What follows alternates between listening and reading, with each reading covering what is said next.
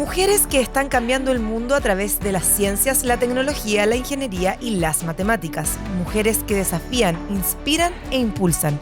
Historias que vale la pena conocer y sueños que debemos buscar cumplir. Bienvenidos al podcast de Mujeres que todo lo pueden de Fundación Luxich. Muy bienvenidos y bienvenidas a un nuevo capítulo del podcast de Mujeres que todo lo pueden de Fundación Luxich. Hoy estamos con una mujer histórica, que es un honor para mí presentarles, que tenemos aquí en el estudio a Lorena Hernández García. Así es. Muy bienvenida. Ella es astrofísica, doctora en astronomía de la Universidad de Granada y actualmente investigadora postdoctoral en el Instituto de Física y Astronomía de la Universidad de Valparaíso. Fue parte del equipo que registró por primera vez el nacimiento de un agujero negro y lideró un estudio publicado en Nature Astronomy que desafía lo que creíamos sobre estas misteriosas estructuras del cosmos. Gracias por acompañarnos. Lorena, muy bienvenida nuevamente. Antes de hablar del hallazgo increíble del agujero negro, cuéntanos un poco de ti. ¿Qué despertó, y suena como obvio porque llama mucho la atención, pero qué despertó en ti esta curiosidad por el universo, estas ganas de estudiar astronomía finalmente? ¿Cómo ha sido un poco tu camino? Hola, ¿cómo están? Así primero saludar y dar gracias por la invitación. Bueno, ¿qué es lo que me llamó la atención? Obviamente el cielo. El cielo fue como que muchas veces me preguntan ¿por qué quisiste estudiar astronomía? Y en realidad no lo sé. No tengo como un momento en el que yo diga quiero ser astrónoma. Pero sí recuerdo ver el cielo en el pueblo de mi papá, que es un pueblo muy chico en España. Y yo iba en los veranos. Es un pueblo muy chico y a las 12 de la noche apagaban todas las luces del pueblo y los pueblos más cercanos están a 10 kilómetros cada uno. Entonces era oscuridad total. Y yo creo que ahí empezó mi motivación como por la astronomía, como un poco sin saberlo. Claro, y cómo, o sea, me parece, sobre todo en los niños, mirar el cielo, las estrellas, que uno las empieza a ver más grandes también, porque hay una época de la vida que uno no te acostás antes de que salgan las estrellas. Obvio que llama muchísimo la atención. ¿Cómo fue tu camino ya más académico en el fondo? ¿Entraste a estudiar? ¿Qué te dijeron? ¿Cómo lo sentiste? Estaba ese momento en el que uno está como en el instituto, que quiere, o sea, que está como pensando qué es lo que voy a hacer. Y yo tenía esa cosa de que estaría bonito ser astrónoma. Y en algún momento alguien me dijo, para eso tienes que estudiar física o matemáticas. Y yo dije, no voy a estudiar física o matemáticas. Y un profesor, mi profesor de historia, o sea, yo ahí dije, no, mejor voy a estudiar ingeniería informática o algo así, como los computadores se me daban bien. Sí, igual era como del área, ¿sí? Igual se me daban mejor las letras, siempre se me dio mejor como escribir, cosas así. Pero los ordenadores, los computadores me gustaban en aquella época, así que dije, no, mejor estudio algo de informática. Y un profesor, mi profesor de historia... ¿Tú ahí vivías en España? Ahí vivía en España. Ya, perfecto. Sí. ¿Eres española? Yo soy española, sí, soy del País Vasco. Entonces mi profesor de historia me dijo, vas a ser un borrego más que quiere estudiar informática. Era como esa época del boom de que todo el mundo estudiaba informática. Eras .com. Era, claro, exacto. Burbuja. Una cosa así, de eso que ya no hubiera tenido trabajo hoy en día. Claro. Y me dijo, pero si quieres estudiar astronomía, estudia física. Así que dije, bueno, ya, ¿por qué no? Probemos. Así que eso fue como empecé a estudiar. De hecho, yo le dije a mi mamá, oye, mamá, voy a estudiar física. Y mi mamá, que no tiene idea, mi mamá es modista, no, en mi familia no hay gente que haya ido a la universidad. Mi prima creo que fue a la universidad antes que yo. Entonces me miró y me dijo, hija, ¿por qué no estudias algo que tenga salida, no sé, psicología o algo así? Entonces, o sea, después me apoyó y todo mi mamá, claro, pero como que en el momento le sonó así como... Obvio, y también debe dar susto en qué vas a trabajar, qué vas a hacer, qué campo laboral uno tampoco sabe mucho. Sí, claro, mi mamá no tenía idea, así como física, no tengo idea. Así que eso fue como me metí a estudiar física. Y de hecho me fue bastante mal al principio. No se me daba muy bien la física. Sí, porque yo antes de entrar como con física, en los años antes de entrar a la universidad, yo reprobaba física. Así que también yo decía, ¿cómo voy a estudiar física si estoy reprobando? Y bueno, pero después se me empezó a ir bien. Empecé a estudiar física y después me mudé a La Laguna, que es en las Islas Canarias, en España, donde había especialidad en astronomía. Y ahí recién me empezó a ir bien. Cuando empecé a estudiar astronomía, realmente astronomía. O sea, en el fondo como que cuando te entró más la motivación, finalmente. Claro, yo creo que ahí me empezó porque era como un tema más bonito, como que la física... O sea, la física es bonita, hoy en día la veo más bonita, pero cuando estaba estudiándola era como mucha matemática, era muy dura. Sí, era dura. Oye, cuéntanos sobre este increíble hallazgo que hiciste con astrónomas de Chile y Alemania, entiendo, donde captaron por primera vez Voy a leerlo porque la reactivación del agujero negro supermasivo Ansky. ¿Qué significa esto?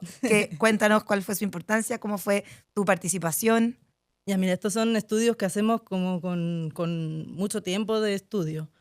Y dentro del trabajo que yo estoy haciendo ahora, que trabajo dentro de un proyecto que se llama ALERCE, que lo que hacemos es que con telescopio, ahora mismo con un telescopio que está en California que se llama ZTF, y a partir de ahora con el Vera Rubin, que seguramente han escuchado también hablar del Vera Rubin, que está empezando a funcionar ahora en Chile, lo que hace es que observa todo el cielo, hace como una especie de película del cielo y busca cambios. ¿Ya? Entonces como que compara, digamos que hace como un mapa del cielo.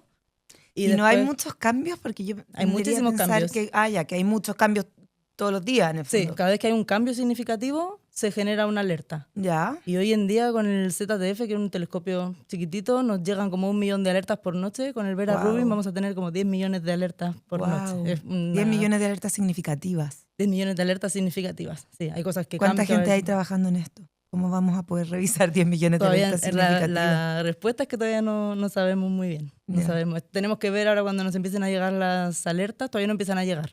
Así que cuando lleguen, vamos a ver cómo lo hacemos. Y revisando este tipo de alertas del otro telescopio, es que encontraron esta como... Claro. ¿Es un nacimiento de un agujero negro? No es un nacimiento, lo que pasa es que en todas las galaxias hay un agujero negro supermasivo en el centro. ¿Ya? ¿Como que atrae todo en el fondo del movimiento? Claro. ¿Ya? O sea, no sé si... Sí, pues atrae... ni siquiera atrae porque como el 90%... ¿Qué es un agujero negro? Para uno lo tiene... No nos metamos ahí todavía. Bueno, un agujero negro es un espacio muy pequeño y muy denso en el centro de la... Cuando es supermasivo está en el centro de las galaxias. Ya. Hay agujeros negros que son de masas como de estrellas, pero no son los que estudio. Así que centrémonos en agujeros negros supermasivos. Estos son los que en todos los centros de las galaxias pensamos que hay uno.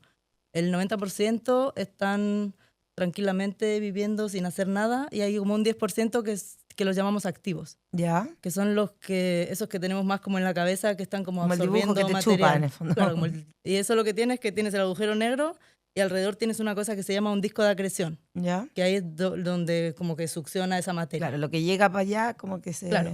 Entonces digamos que los agujeros, o sea, las galaxias evolucionan igual que nosotros, ¿no? Que nos despertamos por la mañana, claro que nuestra vida es mucho más acotada, ¿no? Nosotros vivimos, con suerte vivimos 100 años, una galaxia vive cientos de miles de millones de años. Entonces, digamos que las galaxias, igual que nosotros, se alimentan, por decirlo de una forma. Entonces, digamos que esa fase activa es como el almuerzo de una galaxia, por decirlo de alguna forma.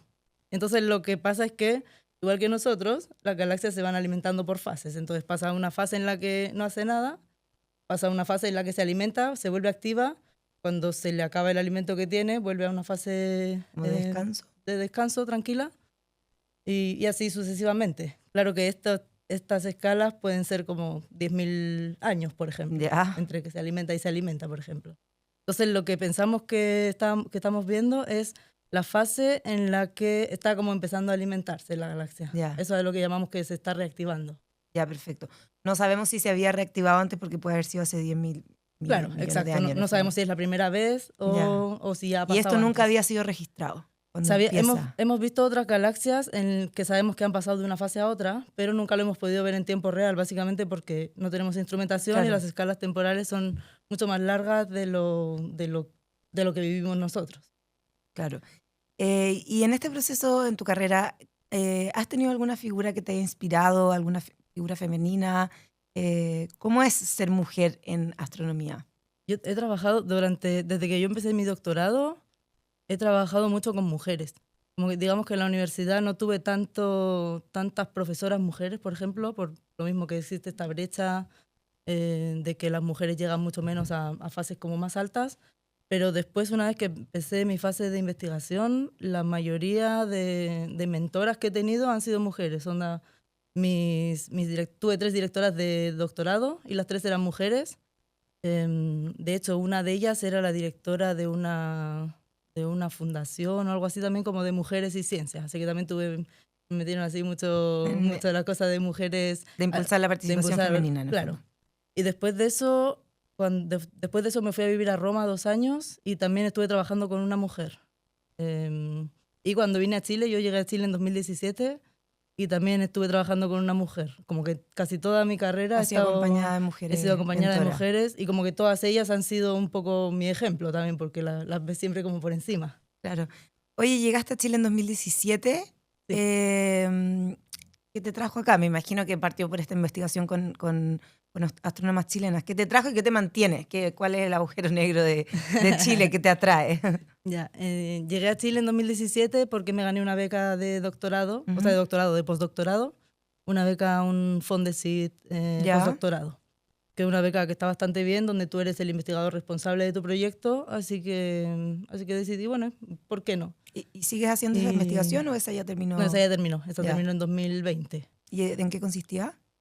Era un poco lo mismo, estudiar Ya. agujeros negros. Pero con las herramientas que hay en Chile, en el fondo en el cielo Claro. chileno. Bueno, en realidad sí y no, porque yo hice mi doctorado con cosas de rayos X, que son con satélites Ya. que están fuera de la Tierra, así que no puedes ir Ah, a ya, observar ya. esas No. cosas.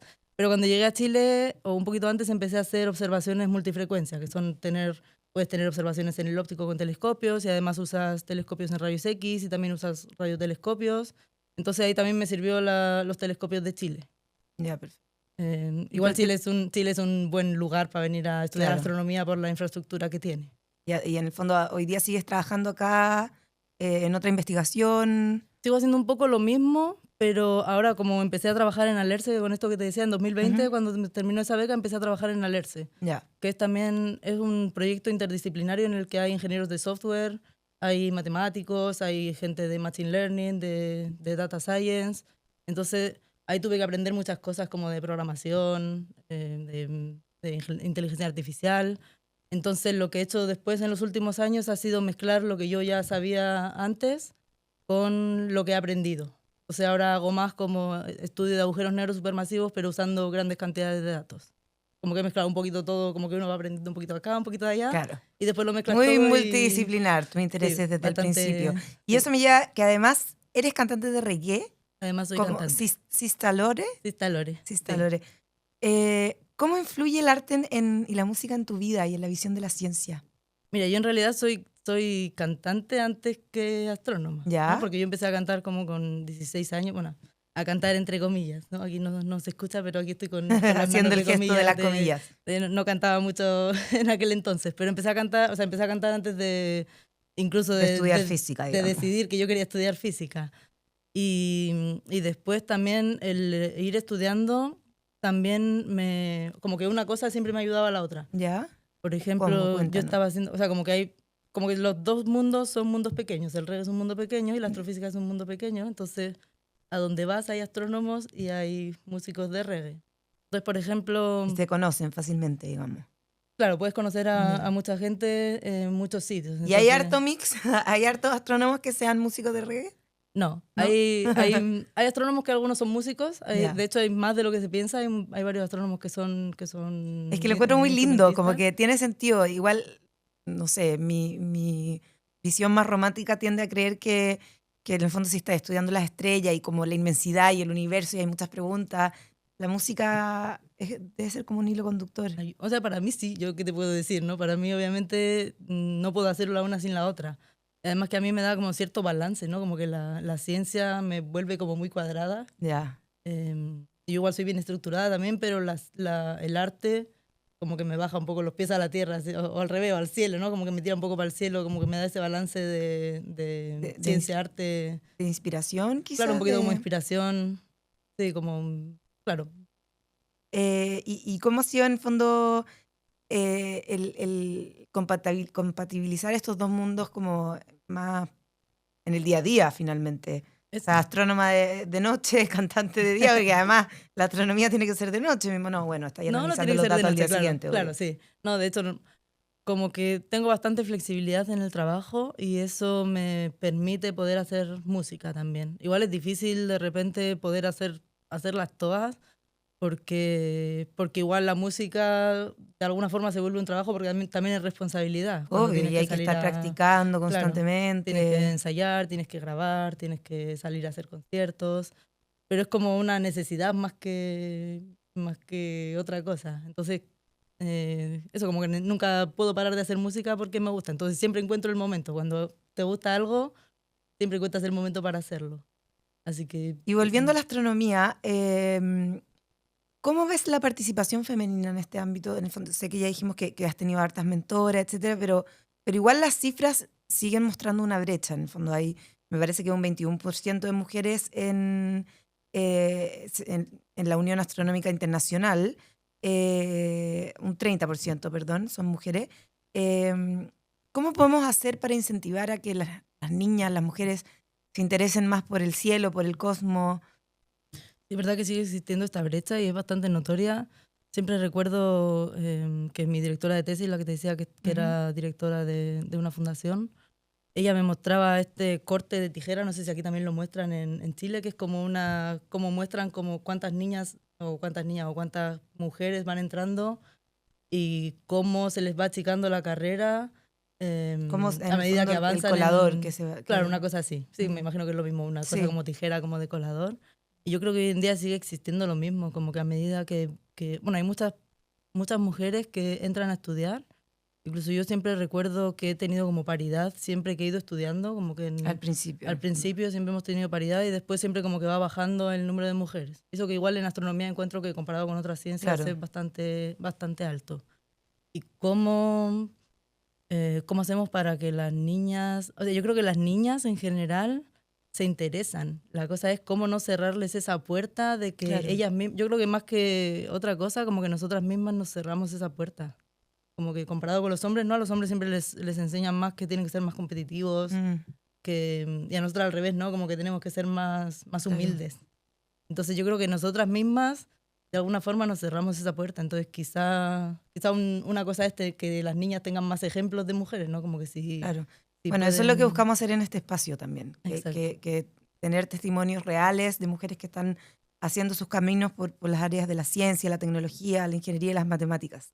¿Qué aporte Chile, en el fondo, tú lo dijiste, es una capital mundial para la observación astronómica?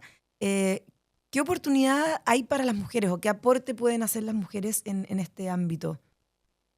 O sea, yo creo que las mujeres pueden hacer lo que quieran. Es cosa de que, o sea, en realidad hay espacio para todos. Es cosa de llegar y decir... Claro, hay 10.000, ¿cómo es? Hay 10.000 alertas a la noche. 10 millones, ¿no? 10 millones de alertas en la noche. Entonces, evidentemente, ¿cuántas alertas puede revisar una persona? Imposible. Necesitamos chiquillas, necesitamos que se pongan a estudiar astronomía. Necesitamos que hagan inteligencia artificial. ¿Sí? ¿Por qué? Para que la inteligencia artificial en el fondo... Porque dentro de la inteligencia artificial está el machine learning, que son estudios que se hacen como sistemáticos. O sea, hoy en día para manejar esas 10 millones de alertas vamos a necesitar procesarlas de alguna forma antes. Porque... Sí, exacto. De hecho, eso es lo que hacemos que yo me imaginé como 10 leyendo. Mirando de una en una, sí. Sí, claro. Como con la cabeza loca. Claro. Y cuéntanos cuál es como... ¿Cómo te proyectas en tu carrera de astrónoma? También puede ser en la de música, en el futuro.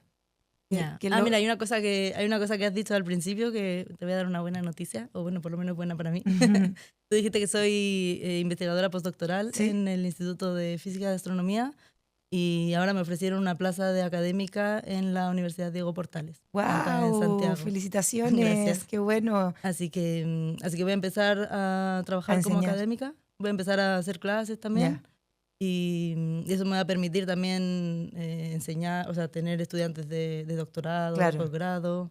Así que ese es como el proyecto que tengo ahora, esa es la proyección que tengo de empezar a trabajar como académica. En la academia. Sí. Y a largo plazo, en el fondo, porque ya tenés un como gran logro, que es esto de la reactivación de este agujero negro, ¿qué misterios hay en el universo que te gustaría seguir explorando? ¿Qué es lo que más te llama, por ejemplo? Ya, espérame, antes de eso quiero decirte algo, porque la activación del agujero negro, en realidad yo el estudio que hice fue una cosa aparte de esto, que fue en rayos X. El estudio principal del agujero negro lo hizo Paula Sánchez Sáez, que es una chilena, también para mencionarla acá, obvio, para que la inviten la próxima. De todas maneras. Ella trabaja en Alemania, sí, ella es la que decimos que trabaja en Alemania. Ella lideró primero ese estudio, que lo publicamos en 2024, y yo publiqué el que es en Nature Astronomy, que salió este año, que es sobre una cosa más particular en rayos X. Ahora me olvidé de la pregunta que me habías hecho. ¿Qué misterios del universo te llaman en el fondo? ¿Por dónde te gustaría? Hay tantos, hay 10.000 millones. Muchos. Sí, de hecho, por ejemplo, con Ansky todavía nos está dando muchas sorpresas. O sea, ahora tenemos datos nuevos que hemos tomado y cada vez que lo observamos con algo nos da sorpresas nuevas. Así que creo que vamos a tener todavía mucho de qué hablar con esto, pero creo que lo más interesante va a ser lo, lo desconocido que, o sea, de entre todo lo que pensamos que no existe, lo que es más desconocido, eso va a ser seguramente lo más interesante que vamos a poder encontrar ahora con Vera Rubin y que vamos Claro, cosas a que ni tener que siquiera estudiar. tenemos una noción que Cosas quizás que, puedan claro, existir sí, finalmente. exacto. Creo que eso va a ser lo más interesante. Aparte de, obviamente, saber cómo evolucionan los agujeros negros, que son preguntas abiertas de ciencia. Pero para mí lo más interesante va a ser esas cosas que no conocemos, que vamos a ir conociendo en el camino. Qué bueno. Muchas gracias, Lorena. Quería saber qué consejo le darías a una niña, a un adolescente que se está interesando por un tema, puede ser de ciencias, como astronomía, del cual no se sabe mucho, en el fondo, como lo que te decía tu mamá, cómo va a ser, qué es esto. ¿Qué consejo le darías a alguien que tiene ese interés? Yo le diría que vaya para adelante, que lo haga, que da miedo, pero que con miedo y todo hay que darle nomás. Así que si le gusta, que lo haga. Yo creo que a las personas que hacen lo que les gusta, les va bien, porque hacen lo que les gusta, po. Claro. Así que les diría eso. Muchísimas gracias, Lorena. Una historia que nos muestra cómo podemos soñar de verdad en grande, de verdad millones de años luz y ir desarrollando y balanceando la vida. O sea, ella, Lorena, lo ha hecho entre la ciencia y el arte, entre la astronomía y la música. Así que hay espacio para los sueños y no tienen género. Para quienes llegaron hasta el final y escucharon el capítulo completo, muchas gracias también. Los invitamos a compartir, a seguirnos y a seguir posicionando y levantando historias como la de Lorena o la de otras mujeres que hemos tenido en este espacio, que seguramente van a inspirar a niñas e incluso a no tan niñas. Creo que sí, esperemos que así sea. Muchas gracias, nos seguimos escuchando.